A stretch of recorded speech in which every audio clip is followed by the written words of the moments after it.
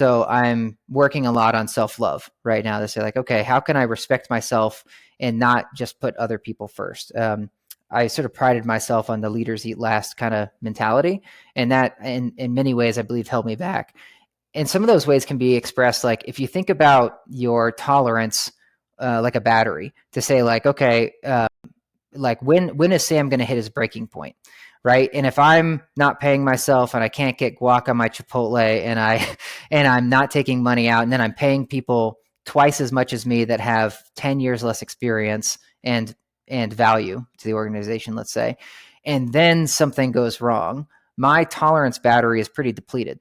And so I'm going to be more likely to snap because I'm run ragged. And so if I think about it in that way, it's like you need to give yourself a buffer so that you can withstand and then be a more Dr. Becky. I don't know if you have kids, Sam. Do you have kids? Okay. Well, when you do, hopefully you find Dr. Becky. She's been great, but I love how she describes parenting. She says you want to be a stable parent, basically.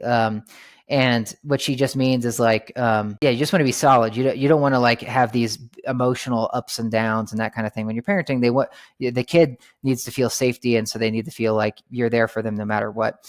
And I'd say the same probably for my employees is like, they need to feel like I'm a rock. And if I'm running myself at the edge here, I'm less likely to not crack and therefore like give them a bad experience, which then causes them anxiety and whatnot. So, in many ways, all I'm saying is like part of the growth I've gone through is like now if moving forward, if I get into something again, I'd pay myself appropriately. So I felt fairly treated. I would take more time for myself to recharge. Like I wouldn't be trying to maximize every 15-minute block of the day.